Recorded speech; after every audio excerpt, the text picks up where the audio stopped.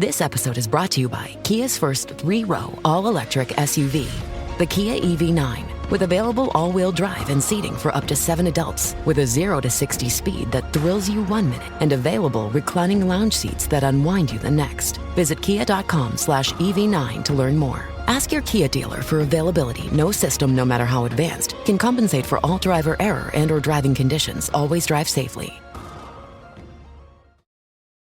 I'm Mo Rocca, and I'm excited to announce Season 4 of my podcast, Mobituaries. I've got a whole new bunch of stories to share with you about the most fascinating people and things who are no longer with us. From famous figures who died on the very same day, to the things I wish would die, like buffets. All that and much more. Listen to Mobituaries with Mo Rocca wherever you get your podcasts. How's it going, everybody? Top of the world. So good. Coughlin's Law.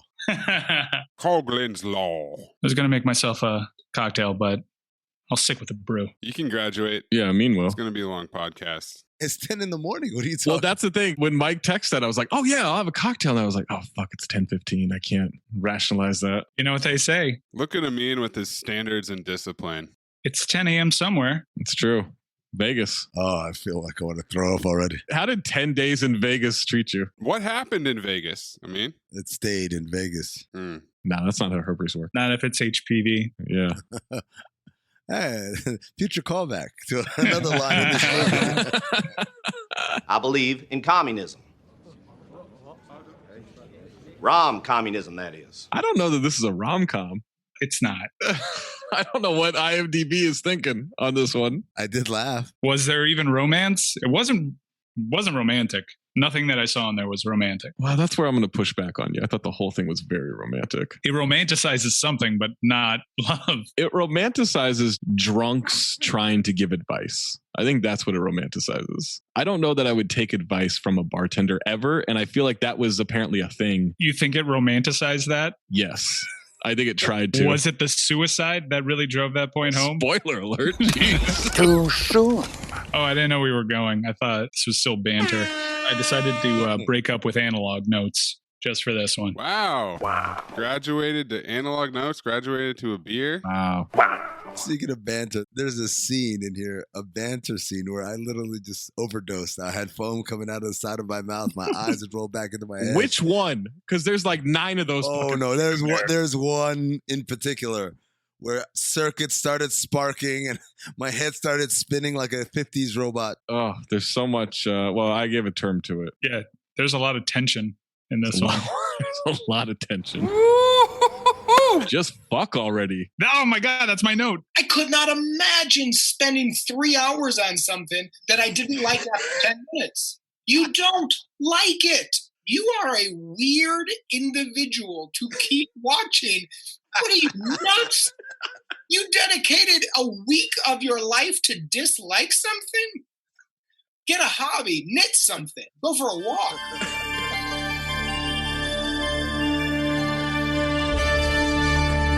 Previously on Cinephobe. How am I supposed to go back to the me before all of this pain? Excuse me? We're new in town and we've never had sex before. Would you give us a hand? I would have rather seen his cock. Out of way, Bobby! This episode in this movie exists. You bet your sweet ass I saw a lawnmower man. Oh, Teddy. I'll call some guys from my neck of the woods. We're not talking, Brooke, about a couple of queens who know a few grapples. We're talking about Polacks that don't have a goddamn future. You have a stupid heart and a stupid brain. Regular Einstein. You think I'm a coward? You're wrong. I'm not a coward. You're the coward. I'm not a coward. I love cocaine.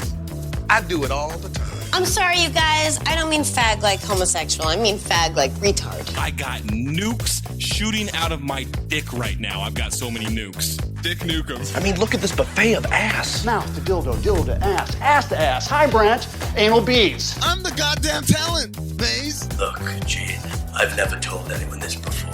My head! But I can suck my own dick. And I do it a lot. 10:38. This movie is shit. You don't know shit. Holy shit, bro. I had the same note too. And I swear to God, both of you guys are the biggest fucking liars in the world. Howdy. You should have saved this for the train. All right, au revoir, Lubin. Lisa, solid? Oh, I mean, why don't you just be like a regular person and dream about regular threesomes? Like clones. Give me some soul kisses, baby. Hey, beautiful. What? Oh, dang. Oh, my nose. I can't indulge this comparison to a person that Amin may or may not know in a movie that has nothing to do with this podcast. That's some 20th century shit, bitch. We will tangle ass, Say hi to your mother for me. and you will lose. What's the end game? Okay, now everyone's dead. What is fucking Spence from Ballers? Who cares what the end game is? I am proud. McCavity!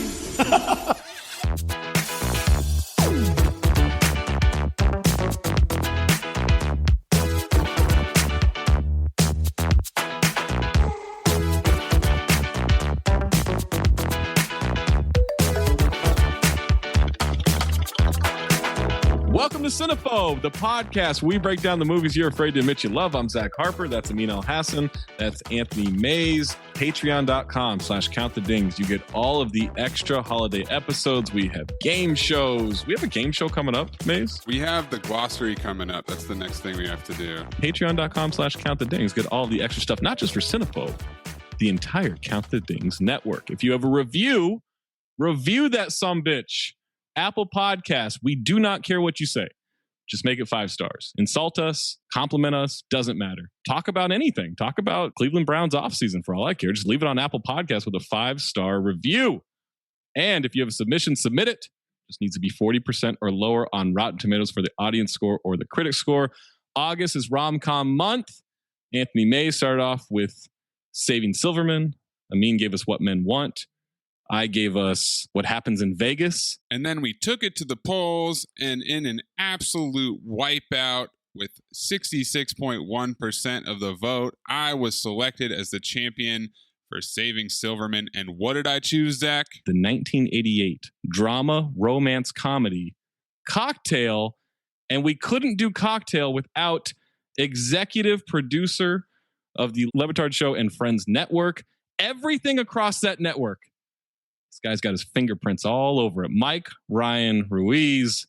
Mike, thank you for joining us for Cocktail, which you contend should not qualify for rom-com month. I don't know how this happened, but I'm so happy I'm here because I think it was almost a year ago where I reached out to you. If you ever do Cocktail, I want to review this film with you.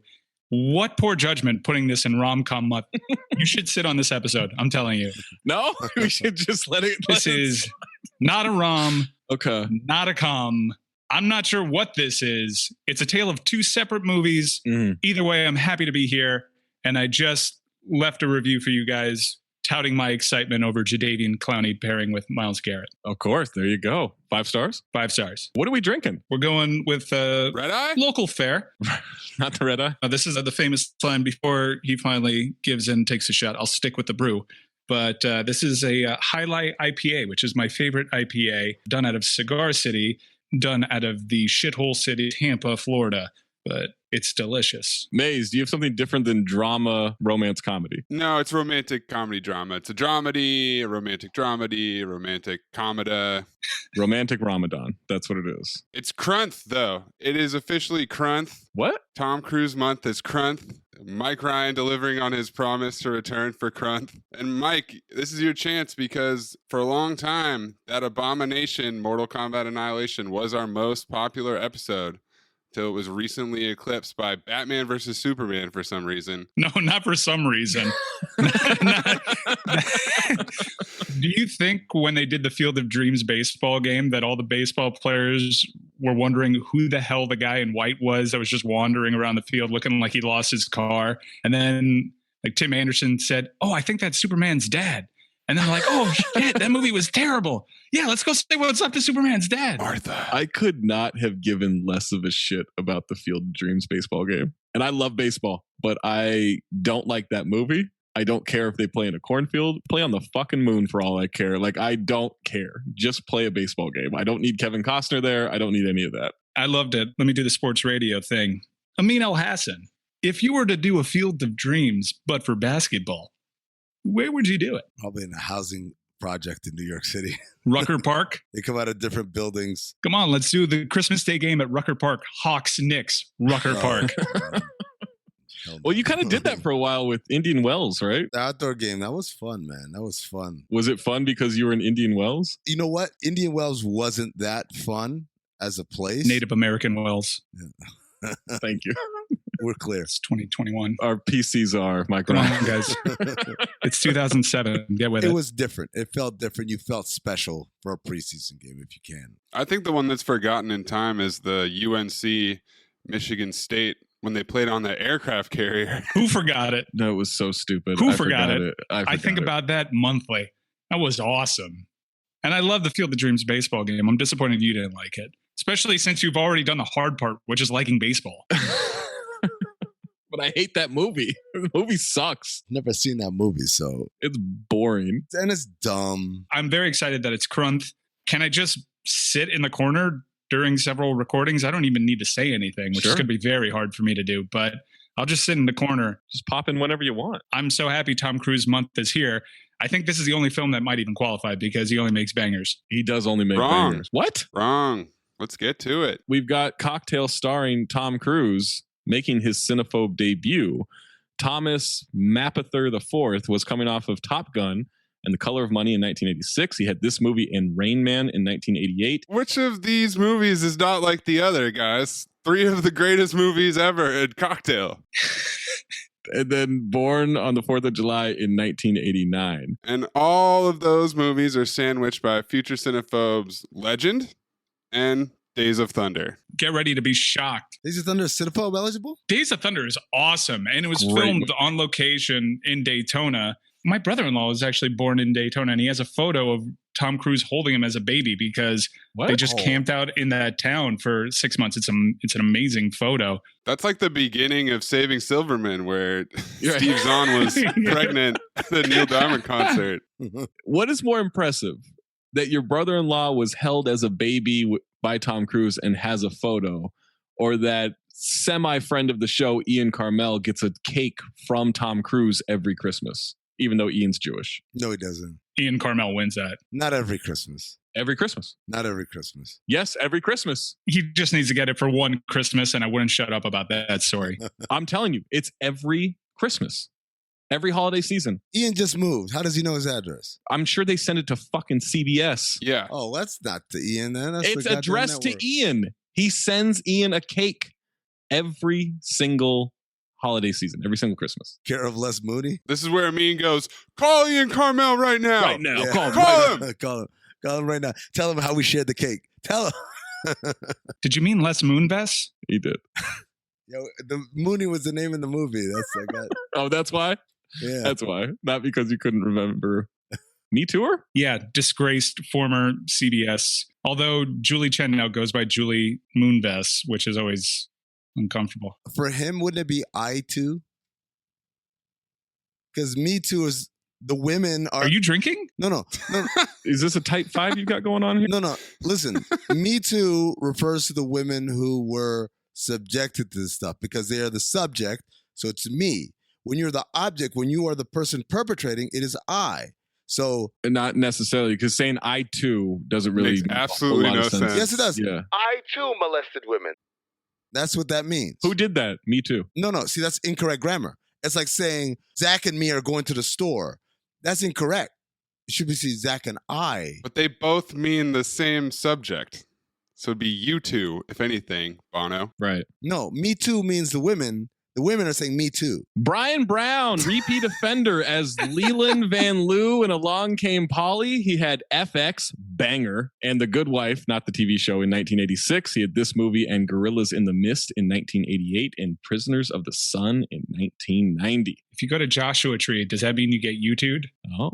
I don't get the reference. What? I know Joshua Tree's a place, right? Out in the desert. 2 Americas. Have you heard of U2? Yes, I have. They had an album called Joshua Tree. Did not know that. None of their songs were on the White Chicks soundtrack, so Amin's not familiar with the catalog. I know dick all about music, and even I know that one. Is that the one that was like forced onto everybody's iPhone even though we didn't want it? No. No, I wish. Joshua Tree is a great album. Elizabeth Shue and Kelly Lynch are in this movie. Shue was in Adventures in Babysitting in 1987 and Back to the Future 2 Bang. in 1989. Oh, I got excited. Followed up by Back to the Future 3, banger. Both bangers. She's also in Future Cinephobes, Hollow Man, Palmetto, and The Saint.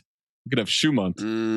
Kelly Lynch had an episode of Miami Vice in 1987, this movie and Bright Lights Big City in 1988, and Warm Summer Rain and Future Cinephobe Roadhouse in 1989. Oh, you're doing Roadhouse? Also, Future Cinephobe Virtuosity and Kelly Lynch, repeat offender from Mr. Magoo. I wish I knew how to quit you. Lisa Baines from Young Guns is in this. Lawrence Luckinbill from Star Trek V, The Final Frontier. That's a hell of a name. Repeat offender Gina Gershon from Showgirls and The Goods. Too many fucks?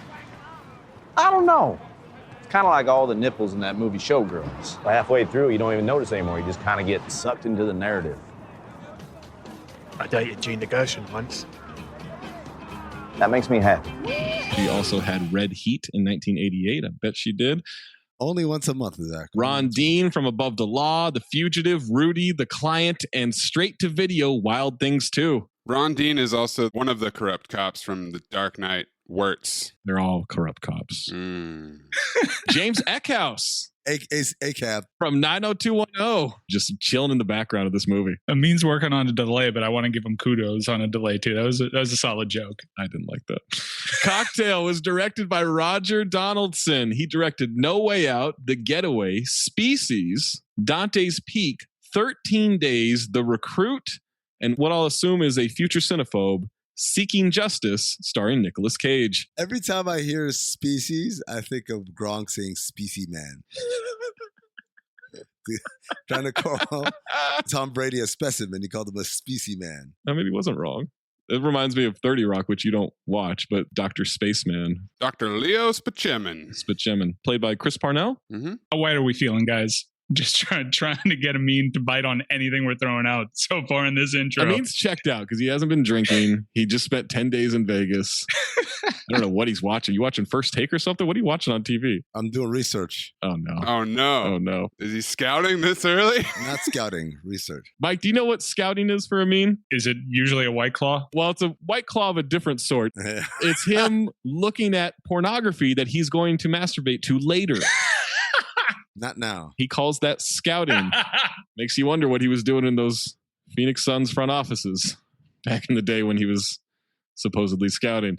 This movie is also written by Haywood Gould, who wrote One Good Cop and something called Double Bang, starring William Baldwin. Heyo. He also wrote the book Cocktail. This was based on a book? Yes. Based on his memoirs of being a bartender and it was a book of poetry? Writing in his spare time. Wow. Semi-autobiographical. I'm going to say it's not semi-autobiographical at all, other than he was a bartender. That's what he claims. The book is different. Synopsis for Cocktail. A talented New York City bartender takes a job at a bar in Jamaica and falls in love. Interesting. Not even close to covering all the shit that happens in this movie. This movie is very hard to describe. Also, about 80% of this movie does not take place in Jamaica. Just a good 20 minutes is all. It's like what happens in Vegas. At least what happens in Vegas, they get to Vegas pretty quickly. Right. And then everything else is the aftermath. There's a shit ton of movie before he goes to Jamaica, and there's a shit ton of movie after he comes back from Jamaica. And in between, there is a sliver of Jamaica. And it's definitely not the most important part. No, and not at all. It could have been South Beach. It could have been Daytona. It could have just been a different bar in New York. It could have been Jersey Shore. It could have been anything. South of 14th Street, anywhere. Would you like a tagline for Cocktail? We have two. Please. Give me a double. When he pours, he reigns. REIGNS. Oh, like he's the king? Wait, what came out first? Rain Man or Cocktail? Because I think they're just trying to piggyback off of the Rain Man success. Oh, that's a good point. Yeah. That's a good question. I think Rain Man came out in 1988. They both did. They both did that? Yeah, that's what I said earlier when I was talking about Tom Cruise. I thought you said 89. He was too busy typing in Yeni Leon. Other tagline for this. They thought he was good. They were wrong. He was the best. which I don't really, I mean, doesn't really do anything for this movie. No. Cocktail came out July. Rain Man came out in December. Ooh, Christmas movie. Feel good story. $20 million estimated budget. I mean, now that they put it in my head that you're just looking at porn, that you're advanced scouting, it's a very unsettling image just looking at your face while you occasionally give us Yellow Cool J. Yeah, I think there's a reason that we normally do this podcast with that video. Right. Yeah, it is unsettling to see that. Yeah, no, you could never. What? What? You could never do this on video. Wait, who are you talking to? Us or whatever you're looking at? $20 million estimated budget grossed $78.2 million in the US, $171.5 million worldwide. This is a certified hit. Crunch. Before we jump into this movie and the rest of this podcast, Cocktail is a rental. It's no longer on HBO Max, which it was on there for a long time. That's a shame. It is a shame. Rom-com month turned into date night month. It's kind of expensive. Cocktail receives 7% from critics on 44 reviews. On Rotten Tomatoes, 7. Unbelievably low. 58% from the audience on over 100,000 ratings. Amin, would you like the positive or the negative reviews? I'm a cocktail glass half full kind of guy, Zach. Give me the positives. You empty that motherfucker, so I don't think you are. I don't think your cocktails are ever half full. He's half cocked. Wow, everybody's just thinking about the negative. Well, I think the glass is half full. Everybody thinks it's half empty. David Nusser of Real Film Reviews. Cocktail kicks off with an entertainingly lighthearted opening stretch revolving around Brian's initial entry into the world of bartending. Not really a review so much as like a synopsis. That's because he got up and left after the first 12 minutes. A great uplifting movie. Oz of efilmcritic.com. Yeah, it's watchable. That's it. Who is he agreeing with at this start? That's a great question. Yeah. Yeah. Who else is saying it's watchable? At 7%, he might be on an island. Someone asked him, is it watchable? Yeah, it's watchable. Yeah. We've got some user reviews for the positives That's because it? because we're out. We're out. There was one other positive critic review that was just like 3 out of 5. User Tommy K, 5 out of 5 stars. Okay. Well, that might make sense because bruh is a beast pimping next dimensionally worldwide, gets out his range, tries to trick a good girl for an older stallion, gets burned. His buddy learns the hard that his lady ain't loyal and business is brutal. Tough but true. Hard knock life. 1988 review. Oh, I thought it was left by Fred Durst. Did it all for the cocktail. Huh? No. Okay. User Michael W, 3 out of 5. We'll just keep it rolling here on the reviews. No. This romantic drama was pretty good. Tom Cruise, Brian Brown, Elizabeth Shue, Kelly Lynch, and the rest of the cast did a pretty good job in this movie. The plot to the movie was dramatic, funny, and kind of depressing. It's about working hard for you want and fighting for the woman you love, no matter what the circumstances are. If you haven't seen this movie yet, you may enjoy it. It wasn't spectacular, but it was a good movie. That's my opinion. Other than the last 5 minutes of the movie, who fought for the woman they loved? Right. Nobody. It's a lot of nagging. Oh, yeah. Mystery, Matador, and the final ingredient of the red eye, the neg. User Paul K, 3.5 out of 5 stars. One of those movies the critics hate, in this case, a lot, by the insane 7% voting that I sort of like. Guess since I got out of the military and one of my first jobs was a bartender, I could relate to this movie. Yeah. By no chance was I liking to get rich doing this like these hotshot Manhattan guys, but that was a fun part of my life. Cruise is one of my favorite actors, and I pretty much like all his movies, and he's good here too. His attempt to go to college and falling asleep in class is exactly what happened to me also. Good review of his life so far. So this guy is living the exact first 20 minutes of Cocktail, but never went to Jamaica. Until Tom Cruise starts getting pussy, and it's like, oh yeah, that didn't happen. Oh yeah, now it's foreign to me. I found a connection point in that I've also spent a good chunk of my life in a TGI Fridays. User Catherine L. Same note too. 4 out of 5 stars. Without question, Tom Cruise's finest movie. His nuanced performance reveals subtle truths about New York in the late 1980s while obliquely addressing the complex relationship between alcohol and material success. Gina Gershon has a standout role, foreshadowing her future cinema superstardom. He's in it for 4 minutes. Stood out to me. I mean, stood up to me. Well, if she thinks that this is Tom Cruise's best role, I could see how she also thinks that Gina Gershon was a superstar. It did forecast the typecasting that would come her way for the next 20 years. That's true. User Sterling R, 4 out of 5 stars. Sterling the Drink. Ooh, this is our first 4-star review. A criminally underrated Tom Cruise film that isn't as fantastic as his other films, but had a good story, nice music, and a plot that worked fine. What does criminally underrated mean? You got to go to jail for how much you underrate it. What are you in for? Murder? What about you? I throw cocktail. You monster! User AINS085, 4.5 out of 5 stars. We're ascending. This movie is just fun and a good laugh too. The banter between Brian and Doug is entertaining to watch and well written. Not a film to take too seriously or seriously at all by any means, but a great escape. And I liked how Brian gets sucked into working at the bar, parentheses, having a great laugh along the way, in parentheses, while trying to juggle college work of an evening. The scene where Brian is in class and the teacher is ripping into everybody's work and then gets angry at him for falling asleep. He then gives as good as he gets. Ah, he said it. Say the teacher hides in school to escape the real world. For me, there are deeper themes in this film, like suicide and how Doug just couldn't deal with the mess he had gotten himself into. He had left a note for Brian with typical Doug humor, while at the same time, sad, made Brian realize that he was too proud to ask for help and he didn't want to end up like him. This film is worth a watch, but if you're into Downton Abbey, then go watch something else. Otherwise, have a laugh and a cocktail or beer or two while you get transported back into the time of the 80s. Was suicide a theme? It wasn't really subtle.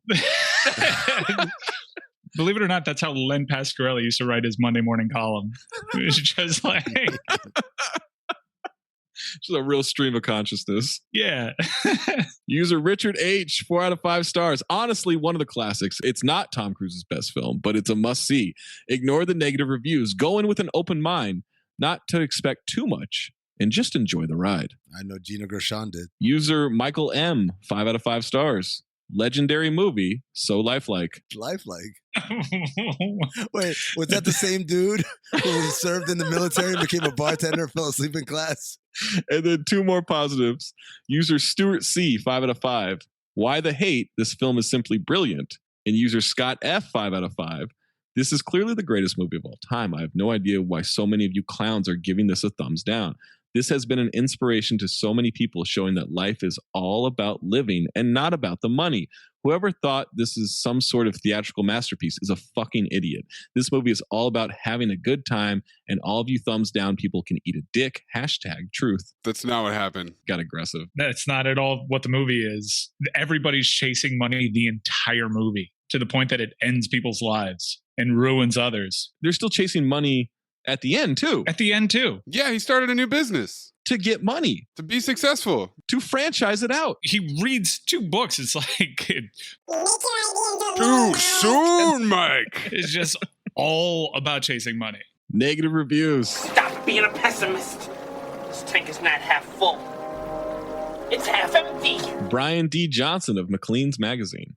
Cocktail is a vacuous throwback to Saturday Night Fever without the cultural novelty. Or impact. The script is spiked with some comic lines, but overproof doses of inadvertent humor kill the effect. I don't even think I found inadvertent humor. No, Mean doesn't agree. It's a good look on a podcast medium. You guys thought that was advertent humor? I didn't find really a lot of humor in it outside of the bartending scenes. And one scene in particular that I won't too soon you. The bartending scenes are great. The suicide's pretty funny. The suicide is, yeah. It was a real knee slapper. Peter Travers of People Magazine. River City. As if realizing that his star hasn't smiled for 15 minutes, Donaldson tacks on a goody-goody ending that would shame the Care Bears. How to sum up what went wrong? Cruise has a line in the movie, flat beer from Rusty Pipes. It's like the first line of the movie, isn't it? Literally the first, yeah. I feel like this is not a happy ending whatsoever. It's a toughie. It's a sad ending. Unless you find the suicide hilarious. What are you talking about? It's an incredibly happy ending. Okay. I got shoehorned into fatherhood. I don't know about that. We'll have a serious first take debate on whether or not this was a happy ending or not. Jack Garner of Gannett News Service. Ultimately, the ideas in this film fall as flat as stale beer. and honest emotions are as watered down as cheap whiskey. This cocktail is definitely on the rocks. You know what? Fuck every reviewer who comes here with their pun work. Get the fuck out of here. Kathy Burke of United Press International. Cocktail is so steeped in corn, the drama seems comedic, and the comedy is about as funny as a hangover. That was a good movie. Richard Corliss of Time Magazine. Make your Corliss Williamson reference. No. Every time. Cocktail is a bottle of rot gut in a Dom Perignon box. Champagne goes in like perfume, comes out like sewage. As a woman who's possibly dying on the beach, he just decided to give his little quip about champagne. Oh my God, that scene. He's a poet. Sheila Benson of LA Times. The pairing of old Han Brown and young Han Cruz may have been meant to remind us of Cruz and Paul Newman. If so, think of this as the color of counterfeit money. Wow. Which is the same as the color of money. Oh my God. What a stretch. Gary Rickey of Philadelphia Inquirer. It may not be a megaton bomb, but cocktail is definitely of the Molotov type. Did you know that these puns were coming to me? No, I didn't know. It's good timing. It's the first time all episode. TV Guide staff of TV Guide.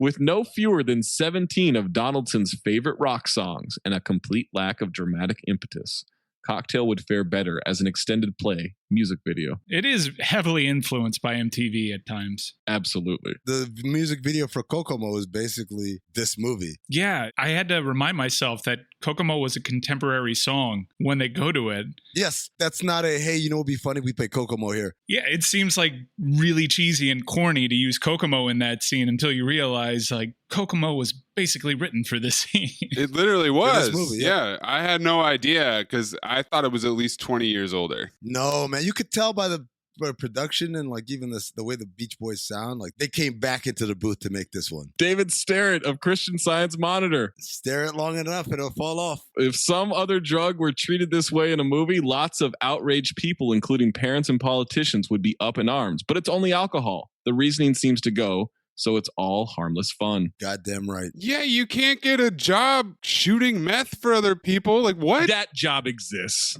Really, Maze? You of all people. You've never been to Chico? Not with flair. Oh, look at me. I'm flipping the needles. I'm lighting the bulb. Yo, if you're just like fucking tossing needles dramatically into people's arms. Catches it behind his back and stuff. Yeah. No look over his shoulder and it lands right into the vein. Roger Hurlburt of South Florida Sun Sentinel. Herbert. Cruz's name on the marquee is plenty to ensure the success of the film, even if it is lopsided shallow and slips the audience a Mickey at the outset. Whoa. Couple quick ones. Variety staff of Variety. Contains nary a surprise. Disagree. Yeah, there's a huge surprise in this film. Rupert Smith of Time Out. If a visitor from Mars needed a crash course in sexism, this would serve. That's actually accurate. How about that? Yeah. When was that review written? Because in hindsight, that's an easy review. Right. Kevin A. Ranson of moviecrypt.com. Shaky, not stirring. Like a cocktail. Mr. Bond. And then Rita Kempley of Washington Post. Cocktail is mud in your eye. I don't know if that's a poop joke or not. I don't know. Yeah, I was wondering. Cinephobe is rapidly approaching its 100th movie, which is kind of a big deal, guys. Is it? Isn't it? Welcome to Cinephobe. Wow, we're growing. Also, welcome to a big deal with Cuts Clothing. They're having a month-long celebration to commemorate 5 years of dressing you up or down for anything, Amin. Baby. And Zach, as you know, 5 years ago, Cuts founder Steve Borelli set out to create clothes for every occasion the modern man faces. Remember that? From What Men Want? This does sound like What Men Want. Yeah, well, Steve Borelli's got the blueprint. And since then, Cuts has become the Tesla of t-shirts, hoodies, polos, sweatshirts, and more.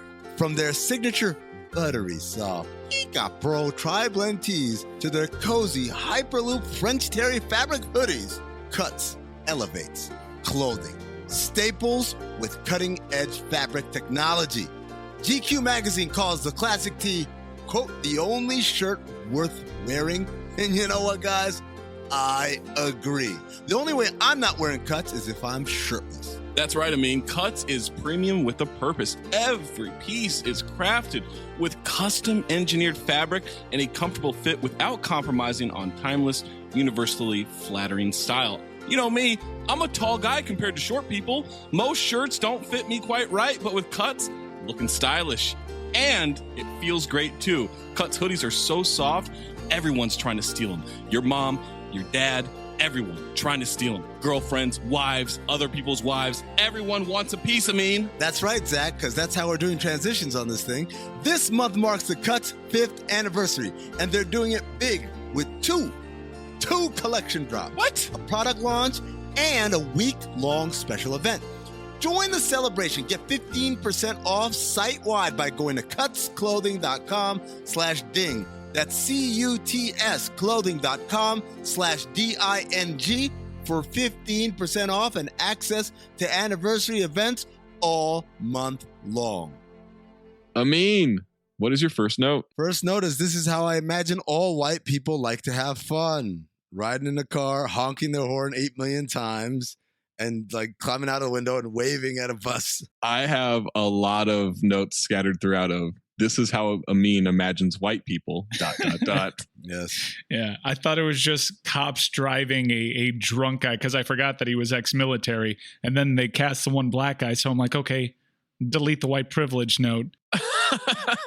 I'll just go with Tom Cruise hasn't fixed his teeth yet. Do the military have sirens, or did they steal that, or like what's the deal? No. That's not a whole lot of logic to it. Okay. Suspend your disbelief, Anthony. Luckily, we're just gonna move right past his little bumfuck town covered in snow, wherever the hell he's from. My first note was previously on Cinephobe Sound. That's what gave it to me. I love the neon signage for the credits. It was good. I think that's a nice touch. The song is very 80s, and we have Tom Cruise and a bunch of dudes chasing a bus. How does a car like that have a sunroof, by the way? Where was the sunroof? Because he was sitting in the back seat and then standing up through it pretty easily. I think it was just a convertible, wasn't it? No, it wasn't a convertible because there's a side shot that we get and there is a sunroof. I believe it's one of those 80s front row is just a bench type cars. Yeah. And so he was sitting in the middle of that front bench. Why don't you just drive to New York at this point? Because he's trying to catch a bus, not a plane. Just keep it going. Yeah, by the time you catch the bus, you're basically halfway there. Now your buddies can go into the city with you. If you drive all the way to the city, how else can we get the travel montage, guys? Or him accosting a young child that isn't his. Not a young child. That is repeat offender Mikey from Look Who's Talking To. No. Wow. Is it? You're fucking kidding me? No, you made that up. Oh, okay. We all look alike. No, because he holds the baby and he says, look, Mikey, New York, it's a big town. And, da-da-da. And I was like, oh, shit, it's Mikey from Look Who's Talking To. They pulled the Greyhound bus over, and now we have a traveling montage. He's reading How to Turn Your Idea into $1 Million. Fresh off of exposition presses. He is reading his ass off, by the way. Those eyebrows are going up as he goes line by line. Like, I believed he was reading. Was there anything inside the book, you think? Or was it just blank pages that he's pretending to read? It's just pictures of Nicole Kidman. Dianetics. That's all it was. Dianetics. We see the Twin Towers. Too soon, guys. Always uncomfortable for me, man. Cruz is holding a baby that isn't his, telling him that they're going to own that town together. It's Mikey from Look Who's Talking To. Not his baby. Fun story. My dad just took a train trip across the country and posted a photo of him holding a random baby. So apparently this is something that happens when you take travel is you just befriend random children. Are we going to have to take this train trip? When are we going to do this? Hold on. That's where you left on as opposed to how excited May sounded about it. Apparently you just take pictures with random babies. Cruz is looking in the city at a bunch of dog walkers. He gets off the subway at Vernon Jackson or something. I don't know. Oh, no. It's a Queens. My next note, Amin will likely give us some New York City layout exposition on the pod. Yeah. He was on the 7. He was riding on the 7. I was like, oh, shit. Fantastic. No one picked up after their dog in the 80s, by the way. Nobody. Yeah. No, there was shit everywhere. Not in that city. He runs up to Uncle Pat's bar. Be careful. You'll throw your back out again. So? Home from the exposition wars, huh? He's been fine servicing all the widows in the neighborhood, which I wondered, am I to believe that Uncle Pat is just waiting for husbands to die so he can bang all these women. He's a bartender. As this movie has made infinitely clear, that's what you do as a bartender. You just the culture. Rail pussy all day. But the other thing was, they say, oh, Brian, you're back from the wars. What fucking wars in 1988? They got some timeline stuff that's messed up. And there's a very small detail. But by the way, that George Foreman fight was like from 15 years ago. So he bet on an old fight. Is it a period piece? We don't know. Edge of Tomorrow? It's from this guy's memoirs when he was a bartender. So maybe it all just blurs together because he was wasted the entire time. Cruise has a beer in his hand, flat beer and rusty pipes. If you knew how I missed you. You might have changed, but they sure didn't beat the wise guy out of you. No chance of that. Bar banter. Love it. Pat saved the apartment for Cruz, and he subletted to a couple of yuppies for the purpose of exposition. By the way, I believe the same LSU Georgia play goes on the TV 3 consecutive times during the scene. We get him saying, I still remember the day they came to repossess it. Yeah, well, so what are you going to do now? No transition in that conversation at all. I'm going to try to get a job on Wall Street without a degree. Make $1 million. McDougal can give him a job while he's waiting to make that $1 million. And Cruz says, no way. It was good enough for your old man. So was arthritis. Bar banter. Pappy talk. Cruz will not fall into that family trap. Pat says it's $1 for the beer. You don't get rich by giving things away. There's an old balding man scowling, just nodding his head in approval. And Eddie. Pat says that he never gives away any beer. I've been here 25 years, never bought a drink. Right, Eddie? Yeah, I can testify to that. In 1969, the Mets won the World Series. Eddie here starts pounding on the bar, demanding a round on the house. Drinks for everybody, he says. Tell him what I did, Eddie. He whacked me with a club. Almost knocked the eye out of my head. Does Eddie just have one eye? One eye, Eddie. That's your way of making money? You outwork, outthink, outscheme, and outmaneuver. You make no friends. You trust nobody. And you make damn sure you're the smartest guy in the room whenever the subject of money comes up. Pat would go on to create Survivor. I think Stone Cold Steve Austin watched this film before he came up with the gimmick. Yes. There is some real thievery by Stone Cold Steve Austin in this movie. Cruz says it doesn't sound like too much fun to him. You want fun? You go play at the beach. It's winter, by the way. Future callback. Pat gives him $10. Tom Cruise tries to give it to Eddie for drinks, and Pat intercepts it. All I could think of was the Allstate commercial with the old man. You got to be quicker than that. He's dangling the dollar bill on the fishing line. It looked like the same actor, too. Yeah. Cruise looks through a chain link fence at Manhattan, and then next thing you know, he's getting off the subway in a suit with a newspaper and a briefcase. 20 CB. As he's walking out that subway, there are two bros with brown leather jackets who are just fucking with everybody. They're shoving people. They're knocking into people. And I kept thinking, oh, these are the guys he's going to have to owe money to at some point, right? Never comes back. Never come back again. They're just two assholes in the middle of this scene of extras. Just like the scene in Staying Alive, we've got our hero walking to a shitload of offices and just getting rejected. And we're gonna need a montage.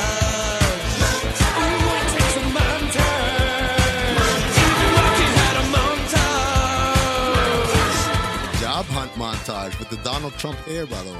Worst hair he's had, right? Yes, by far. Took a lot of hacks in this movie alone. Just while he was looking for a job. He's lying a lot. It gave me Stugatz vibes. Like him just saying whatever he thought was gonna work to get the job. Oh, so Stugatz, from him reading a book, turn your idea into $1 million, to trying to get a job on Wall Street without a degree.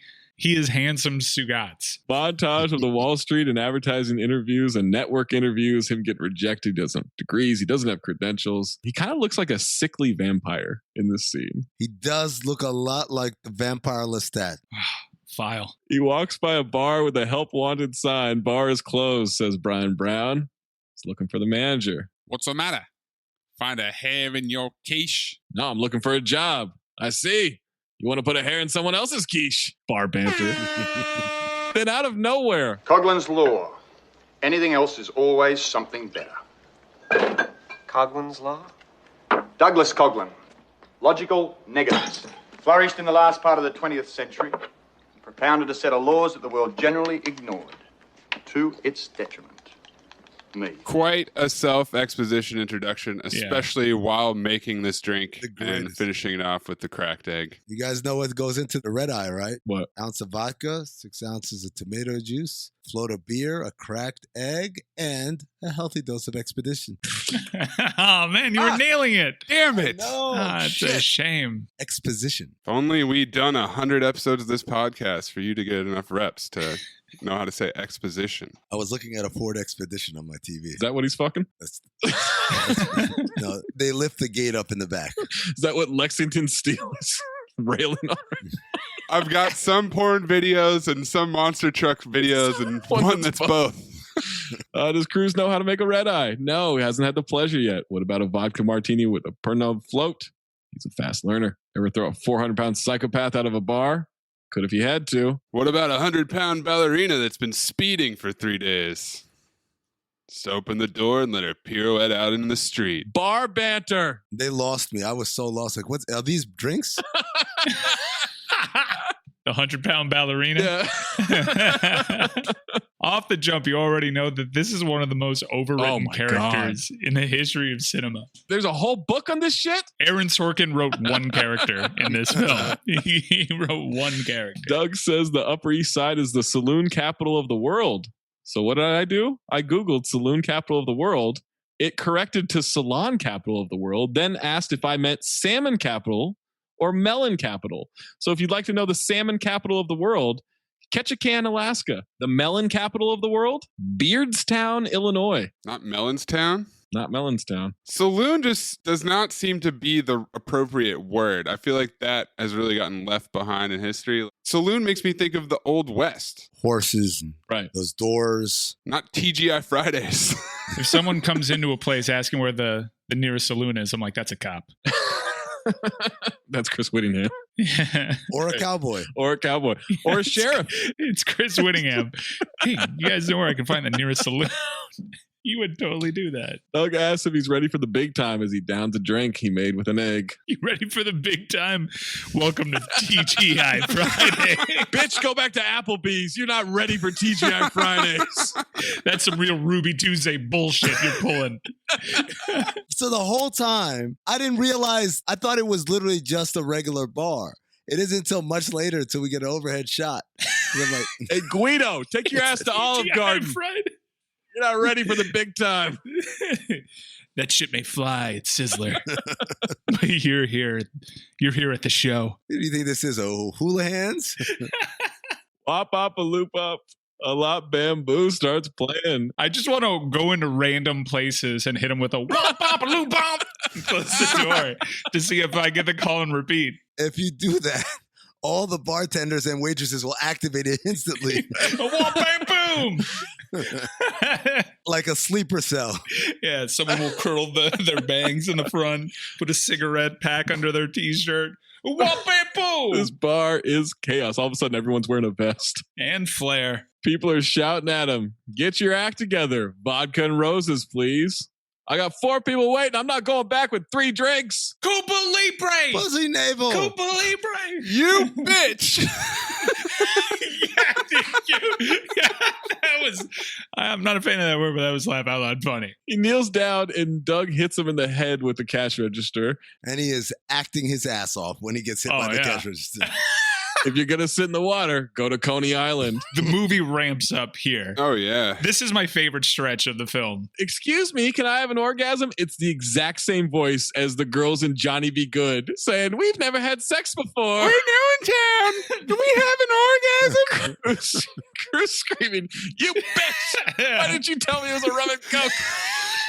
You bitches. It's a good point, though. It is. I didn't know Cuba Libre was a rum and coke either. And it's because Brian Brown hands him a whole drink manual with all the ingredients and names and stuff. Amin, next time you're in South Beach, you got to go order a Cuba Libre. 3 Americas.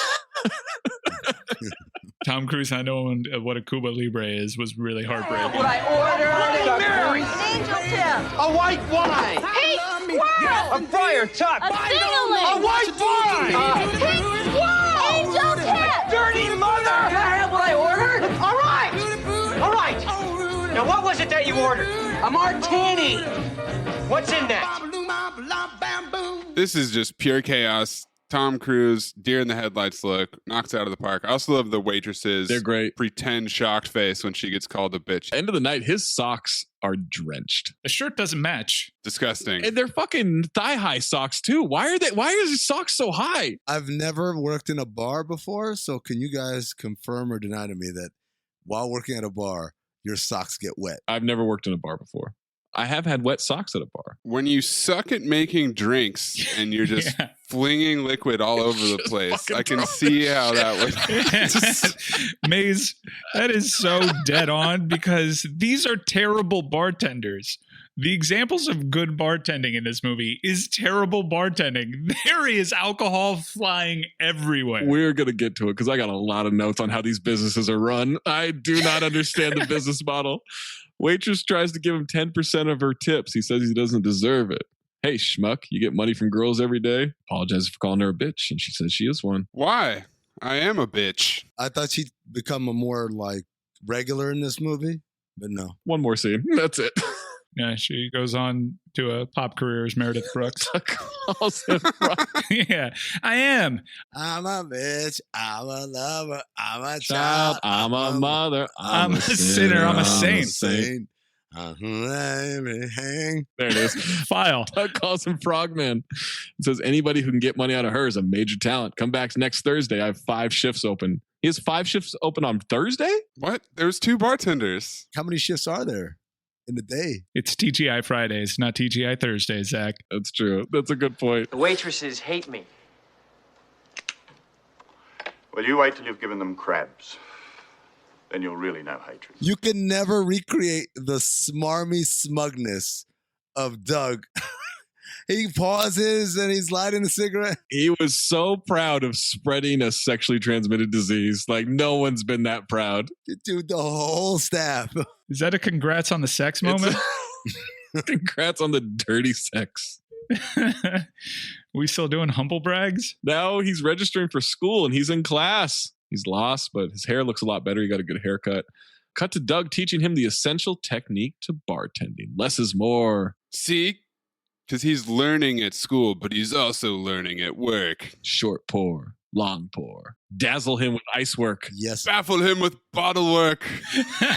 Many ways to fool them. Ice mountain, spring thaw. I thought that was a drink. I thought all these were drinks. The spring thaw, the speed rack shuffle, the hot shot.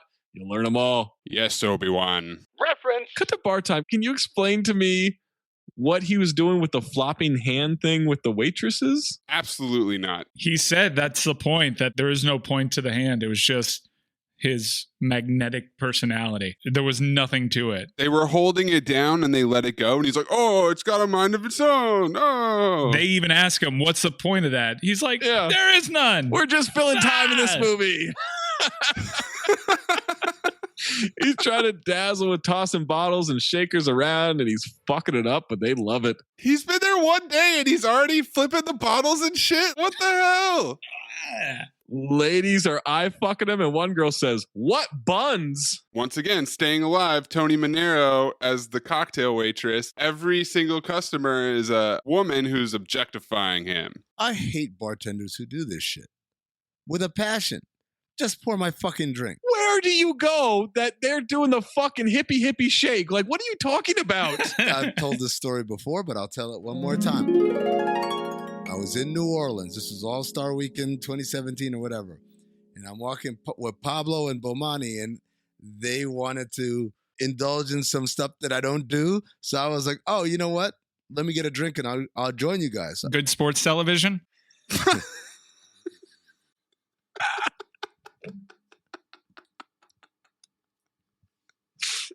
Continue. We're at a part of Bourbon Street. Banter. Bar banter. We're at a part of Bourbon Street. This fucking guy. Where if you go further down Bourbon Street, you enter like the gay section, right? So I'm like, look, man, I'm a grown man. I'm going to get drinks, man. Like, I don't give a shit what kind of bar it is. It drinks are drinks, right? So I walk in. The bartender is shirtless. He's got suspenders and leather pants on. And I'm like, okay, but like, you know, I'm going to order my drink and then get the fuck out of here. And as I like just about to say, hey, can I get there's a woman at the end of the bar who gets his attention first. So he turns around. As he walks towards her, I realize those aren't leather pants. They're assless leather chaps. Still unperturbed, I said, you know what, man? Look, you're going to make her a drink. You're going to make me a drink. And I'll be out of here. It's no big deal. And that's when he started making her drink. And he was flipping the shit up in the air and catching it behind her back. And I said, you know what? I'm out. Walked out, went to the next bar down. Also a gay bar, regular bartender. Hey, man, can I get a Cuba Libre? He was like, got you. Pop, pop, pop. Paid and I left. So you're intolerant of bartending, not gay people. That's the moral of the story. Yeah, he didn't walk out when he saw the assless chaps. He walked out when the guy started flipping bottles. Well, did he have a nice ass? Oh, yeah, there were cheeks, yes. Okay, so he had wagon? No. Because part of it also is like, you work out too much, then it becomes a little too sculpted. You want the Pat Mahomes sweet spot. A little motion in the backfield, as they say. Speaking of motion, he goes for the beers again, dodges the cash register door. Missed me. High five. More knowledge. More knowledge from Doug. See, the name of the game is woman. Little darlings come in a panting. The little hearts are pitter-patting for the handsome, all-knowing bartender. And in their wake, a parade of slobbering geeks with one hand on their crotches and the other hand on their wallets. You get the women, you get the bucks, and boy, oh boy, you've got them. Buttons were popping, skirts were rising. When you can see the color of their panties, then you know you got talent. Stick with me, son, I'll make you a star. I'm problematic. He's a problem. Cruz says thanks, but it's a part-time gig. Business program at City College. That's the other thing. No offense to City College, but that's his big break to Wall Street is City College? Well, all he needs is a degree, Zach. Like, as long as he's got a 4-year degree, that's all that matters. That's actually the first 5 chapters of how to turn your idea into $1 million. Is Go to City College. Go to City College! ! He slides Tom a shot. He'll stick with the brew. Beers for breakfast around here. Drink or be gone. Peer pressure is fun. Doug has a drinking problem and an assault problem. Yeah. That is my big impression from the start of this movie. He's got a problem with pussy, too. He's just an asshole. He is. But he's an asshole with an accent, so... Charming. Yeah, it's charming. Makes him charming. Yeah. Cruz does the shot. Back to classes. They have to write their own obituaries. Cut to him at the bar after hours with a typewriter.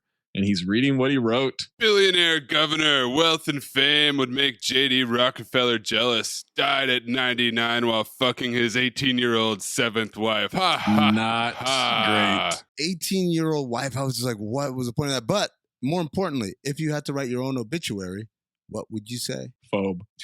Maze? Nailed it. I mean, aren't we all aiming for the same ceiling here? This is what men want.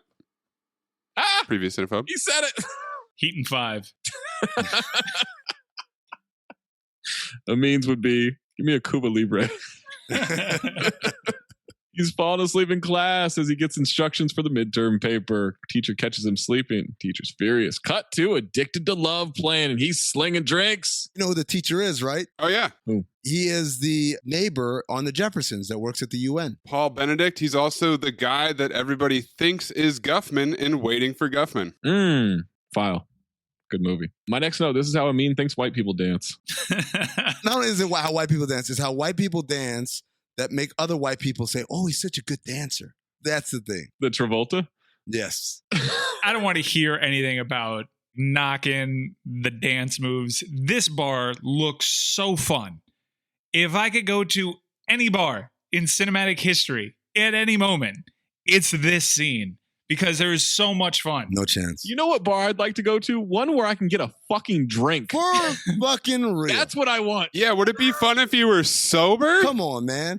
Stop DJing and just make the goddamn drinks. I want to sing Addicted to Love at the top of my lungs. While the guy's like turning the volume down and turning it up. I think you want to bartend there, Mike. Yeah. I think that's your situation. Is you want to be behind the 3 feet of mahogany there. Just pour my drink, then dance later. That's like, do whatever the fuck you want. Just give me a drink. No one ever gets served a drink in this movie. No one ever has this much fun at a TGI Fridays. It was the 80s. It was a different time. But they are still playing Robert Palmer's Addicted to Love to this day.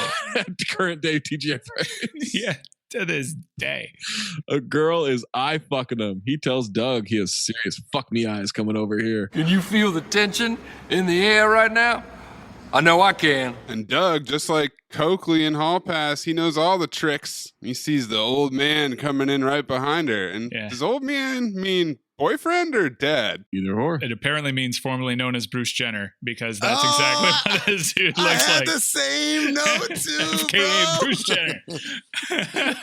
Bruce Jenner acting his ass on, by the way, in about 3 seconds there, pretending to be upset. Big time scowl. Cut to the end of the night. He's doing homework, or maybe this is the next day. It's kind of hard to tell with some of the lighting in these scenes. Yeah, it's the next day. He's doing bottle trick practice while he studies. The cook informs him of the time, and he's late. He yells, he's doing the best he can. Sexual frustration. Teacher hated everybody's papers, by the way, calls them bankrupt, a word some of them will get to know in the future. Jesus Christ. Like, that is not encouraging at all. That's City College, no less. Not even you're going to be broke. This isn't Wharton. You're going to be bankrupt. Relax. You got a mom in here taking classes, man. I know, Jesus. It's like an alternate universe. TGI Fridays is the most hoppin' bar in town, and City College is basically Harvard. Also, it harkens back to a time where Donald Trump was like a respected business comp. Yeah. Right. The Michael Jordan of blank. It used to be like, oh, anybody with any sort of business aspiration, they would just say, you're trying to be Donald Trump. It's wild to see that. Almost as wild as seeing the Twin Towers in a movie. It's like the fifth reference on Cinephobe in this late 80s, early 90s window where, he was just the name that you threw out that everybody knew. It's also about as wild as seeing this man with a mullet and Larry Bird's mustache get made fun of for wanting to sell makeup for pets. Fetch, Ronnie, fetch! Not a man, Ronnie LeMaster. By far the greatest fake name ever used in any movie ever. I wanted so much more Ronnie LeMaster in this movie. As soon as I heard his name, I said, I hope Brian and Ronnie become best of friends. Then a woman who looks like dollar store Kathy Bates.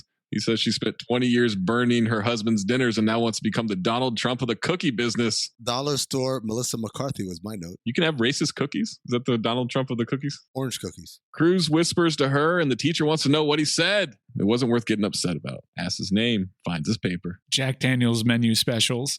He wants to franchise the local New York tavern, aka TGI Fridays, to every suburban shopping mall in America. Wait, is this the origin story of TGI Fridays? I really thought so. I just kept joking. Oh, you mean like a TGI Fridays? Because I did not know where he worked. You didn't see the signage. I didn't, not until like I think the next scene where I say, Oh, you didn't see the unmistakable white and red stripes? Do you think it was a barbershop? I dug into the research a little bit. One of the guys that was the founder of TGI Fridays would tell people that Tom Cruise played him in a movie, but there didn't seem to be any other connection between TGI Fridays and the creation of this movie. Like the writer didn't work there or anything. It was just a weird overlap that, yes, his whole business plan is the TGI Fridays model. Did TGI Fridays pay for the promotion in this film? They had to have, right? There's not a lot out there for connections between the restaurant in this movie. Because that's the only way there's no way that TGI Fridays is that popular in a movie without like paying money for it. Yeah, it can't be. By the way Professor Asshole throws Tom Cruise's paper in the sky, it lands perfectly on his desk. It's a water bottle trick, man. He Jimmy Butler statue. He did. Do you intend to supply the smell of stale beer or perhaps a surly bartender and 3 boring drunks to each outlet? You looking for another job? Ooh, banter. A diamond in the rough, the dreamer who can't take the criticism. Not from a guy who hides here because he can't hack in the real world. Ooh. You can't hack it in a TGI Fridays. Paul Benedict has a great voice, by the way. He does have a great voice. Now we're back to the bar. Cruz says what the professor says doesn't mean anything on the street. Doug says he's ready to graduate. What street? Maybe Cruz. Fucking Fifth Avenue. Madison Avenue, Wall Street. Also, you can't scoop ice with a glass. It's a dangerous game. Terrible John idea. Taffer would shut it down immediately. You just can't do that. Cruz wants to know how bartending is going to get his hands on the wealth surrounding them. We get the asinine ramblings of a bartender is an aristocrat of the working class. He can make all kinds of moves if he's smart. Investors, angels, suckers, rich women with nothing to do with their money. Callback. Future. You can stand in this bar and be struck by lightning. I've seen it happen. Shall I continue? Bullshit. Now they're walking drunk and singing Chantilly Lane. They recite the lines like Amin tries to recite any song. Well, sure. Doug says a man will be judged on how much alcohol he can consume, and a woman will be impressed by it, whether she likes it or not. What? 20th century, bitch. Yeah, that's definitely how it works. That's my value system. I've lived my life according to that creed for over 20 years. Doug says a star never pukes or passes out in public, and then he falls down the subway stairs. Immediately just turns and... Holy shit! Acting his ass on, by the way, when he falls. Not the fall, because obviously that's a stuntman. Yeah. But the noise he makes. Ah! Also acting his ass on in this scene, Tom Cruise. Because I don't think he's ever been drunk before after I watched this. No. I don't think he's a guy that cuts loose in that way. But back in the 80s, that's how people, when they say act drunk, it's just a lot of like flopping your head around and stumbling and staggering. Yeah, they weren't like doing movie podcasts. Mm-mm. Method acting wasn't really that big. That's what that is. Yeah. Neither was fluoride in drinking water, because everyone's got yellow teeth in this film. Yellow ass teeth. Yeah. Tom Cruise has a good set, though. No, the color's off, and this is before he got them fixed. Oh. Cruise is having pizza for breakfast and for his hangover. Coughlin's diet. Cocktails and dreams. He said it! He said it! Not a bad name for a place. Cruise wants to set up their own place. Doug mocks the get-rich-quick books. Cruise says positive thinking is what they need. And now Doug is considering a partner. 50-50, 70-30, 60-40. No, he asked, can I live with young Flanagan? And I said, do you feel the tension in the air right now? Because at that moment, I interpret it as, yo, can I move in with you, man? I thought that too.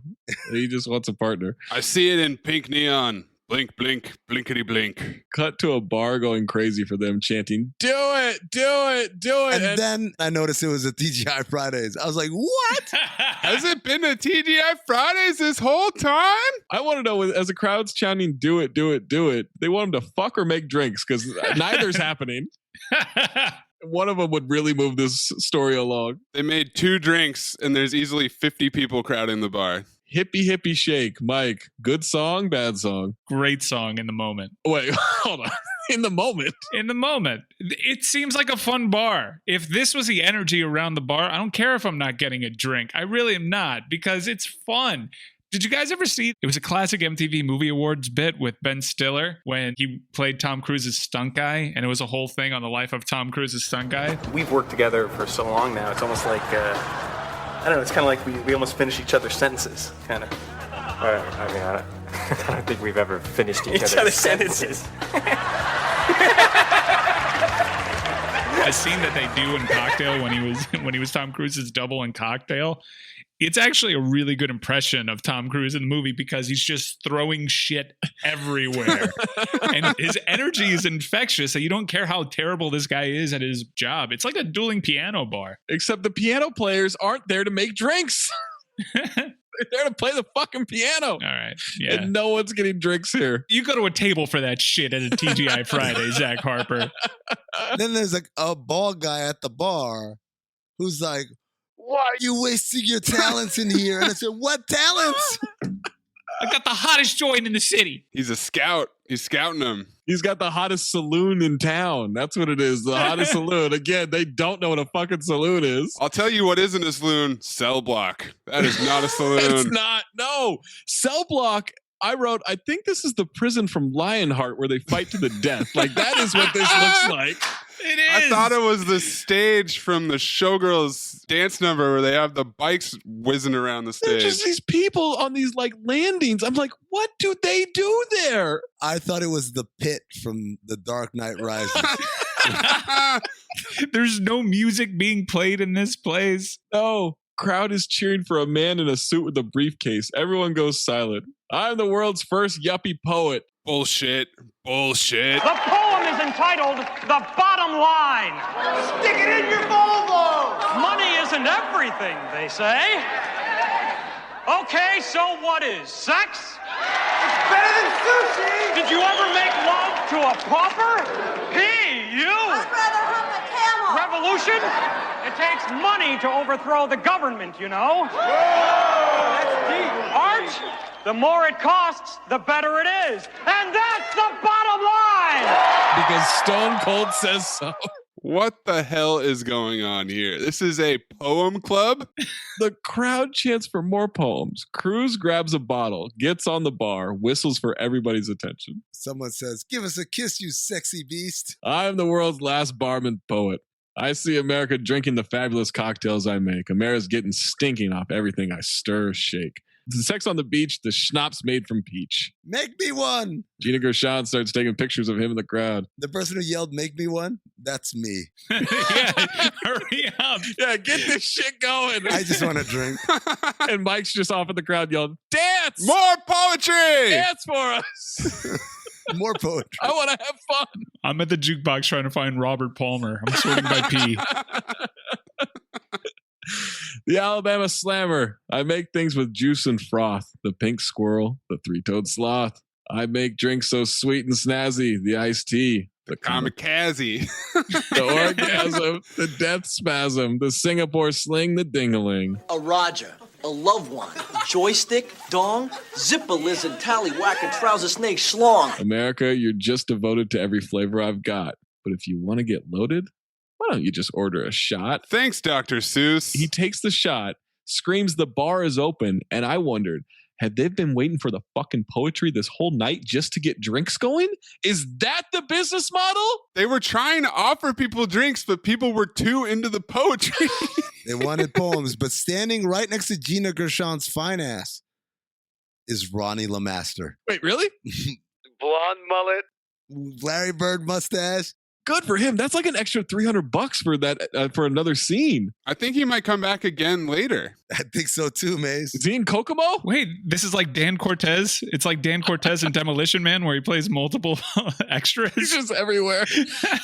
There are some Peg Bundy ass vibes coming from Gina Gershon, and I do not have a problem with it. I am in. Ow. I'm sorry, what was that? That was Peg Bundy saying, "Ow." No. No. Do we know what Peg Bundy is? Peg Bundy is Al Bundy's wife. Are you saying Pig Bundy or Peg Bundy? What are you saying? Peg. I'm saying Al. I'm saying what Peg Bundy says is Al. But how are you saying it? Al. Because she's always whining. Peg Bundy, the original Carla Gugino. Gina Gershon asked for an orgasm. She'd like to try the orgasm. How many would you like? Multiple. Here comes a synchronized dance drink making number to a Weird Elvis All Shook Up cover. I actually like that cover. I think it's good. He throws the ice in the air and then catches one. Doug doesn't catch any of them, but he laughs. And then he goes and he scoops ice because there was no ice cubes in his glass. There is so much cocaine missing from this film. That's the only way to explain it. Cocktail. Everyone's on so much cocaine. The bartending is so inefficient. Same note too, bro. This is when I really started to notice that every shot they're bobbling or completely mishandling the bottle or the glass, and just imagining the number of takes that these scenes took. If you go to Cell Block on a Friday night, are you hoping to get a drink? No. 3 poems, 1 drink. No, I'm there for the poetry. Yeah, 2 Americas, by the way, because I would never go to a bar called Cell Block. 3 poems, 2 Americas, 1 drink, 4 hours. I mean, would you feel like that's a trap? It's like, come to Cell Block. She wants to take his picture, put him in Rolling Stone, and that's when Doug slides over like Chris Collinsworth, puts his arm around Tom Cruise, says that's his protege. She wants him out of the shot, and all I could think of was forgetting Sarah Marshall. Frankenstein, out of the shot! Matumbo, out of the shot! She says, that's great. Can you move aside? I can't fit you both in. Baby. Yes, she could have.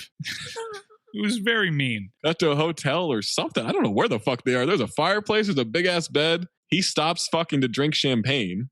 That can't be a thing, right? It's not every day you see a 69 with the dude on top. It's true. That's an aggressive 69. That's a 69 with an exclamation point. You must be vaxxed and waxed. Amin's watching it right now, but he's...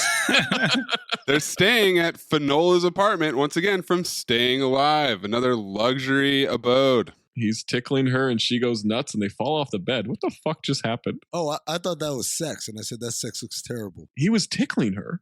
right? Yeah, from the trivia, Gina Gershon, very ticklish. Oh. That's what he actually did. In the scene, it's supposed to be there fucking getting it down. Raucous lovemaking. Apparently that's her home, and I wondered if she's like Ansel Adams or something, because I don't know where the fuck she's got that kind of money taking pictures in New York. Sign me up.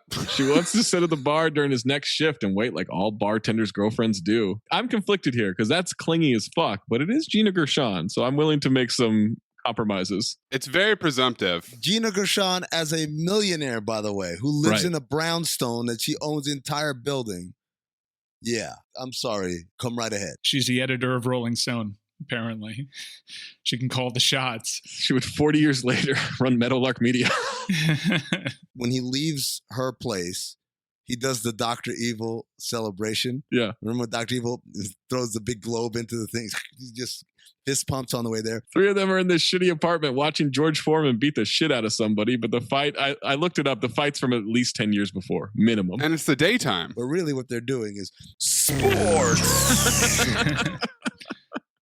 A lot of Giants paraphernalia in there too, by the way. Oh, what a shithole apartment. But I think it's the same apartment from Look Who's Talking. It's either that or it might be the apartment from Soul Man. There's a lot of vibes of Soul Man in there too with that kitchen. Oh, geez. Either wash your hands or paint the cabinets. You can't have it both. Doug lost 50 on that fight. Turns the TV off. Asshole move. Wants to know what this great idea is for him to piss on. Cruz research setting up cocktails and dreams. They can start up for as little as $75K. Then he unrolls a poster of Jamaica. Tits first. No, man. Which we make in Jamaica, man. Oh, God, Brian. Like that. Jamaica, south of Soho. Oh, yeah, man. Very south of Soho. The Caribbean Jamaica, man. Gina says she met a bartender doing a shoot who makes $300 to $400 per day. That's basically 3 months of work for them, tax free. I looked it up. Expense free too. As long as they don't have to spend any money, they can get it in like 93 days. Cruz says winter in the tropics, spring in New York, everything off the books. Jet setting bartenders. The dream. Now it's a basketball movie. Sports.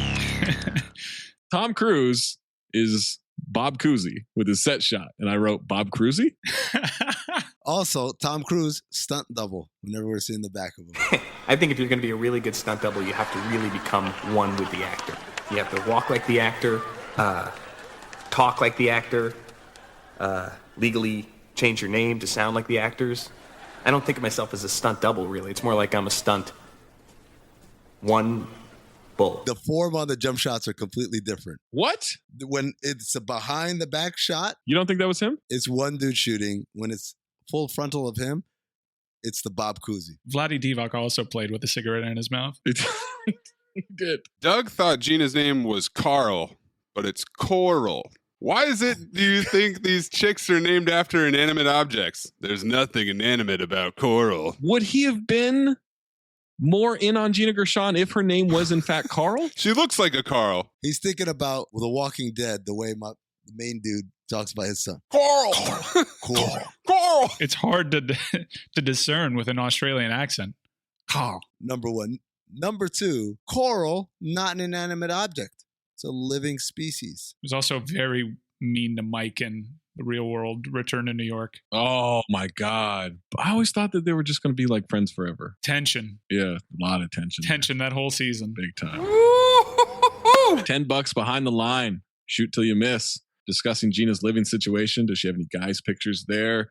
Maybe she hides them when she goes out. Look at her ring finger. White circle from the wedding band. Could be an unattached millionaireess. Hook shot for 4 straight makes. Bob Cruisy flips it over his head. $50. Tom Cruise does that classic, woo! He jumps on Oprah's couch and celebrates the make. Woo! Doug says $50 as Gina's in the sack with some other guy before the week's out. That's a bet. And then he misses the shot, foreshadowing. Time for work. Cruise seems bothered. And Jesus fucking Christ, look at Gina Gershon. Oh my God. 6 to midnight, man. This is too much, man. This is so abrupt here.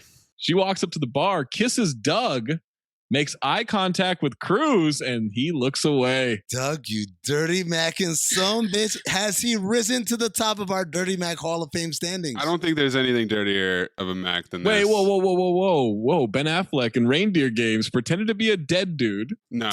to bet a woman that he's never met. Well, that's bad. I raised you betting someone that his girlfriend will sleep with someone else before the week is through. And being that guy, oh, that's Dirty Mac Hall of Fame. Also super distracting this scene. A guy orders a screwdriver at night. I didn't like that. They were out of drinks to mention. They couldn't just keep saying orgasm all movie. She says to him, she takes it back. He won't be famous. Too bad you couldn't keep your mouth shut about her sex life. It only gets better. I bet it does. I bet that thing is just an upward trajectory. Yeah, the tickle fall off the bed. That's just the first time maneuver. It doesn't get better than that. A reverse 69 on the first night. Aperitif. Cruz confronts Doug asking if he made a move on Coral.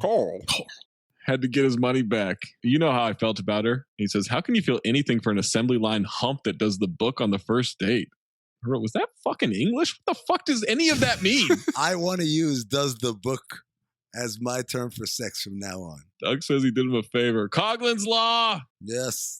Never tell tales about a woman. She'll hear you no matter how far away she is. You're welcome. Do these guys ever make drinks? No, they never make a fucking drink. You fucking son of a bitch. It's a movie about bartending where no one tends bar. The fuck I will.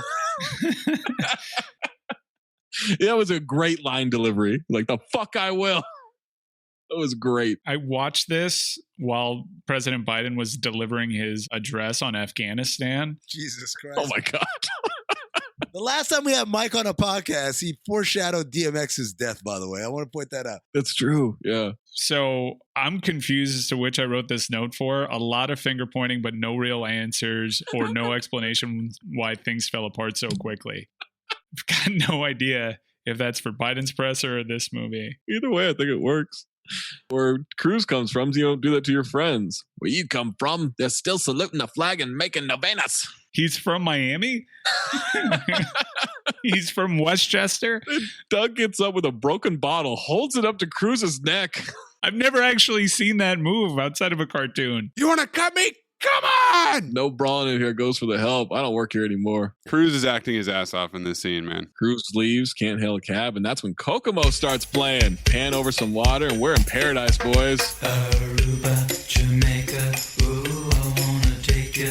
Bermuda, Bahama, come on, pretty mama. Key Largo, Montego, baby, why Banger of a song. Amazing song. Off the Florida Keys.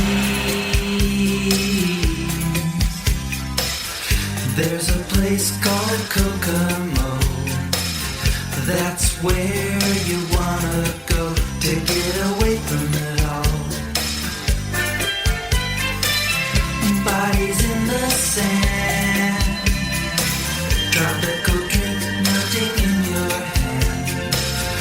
We'll be falling in love to the rhythm of a steel drum band. Down in Kokomo.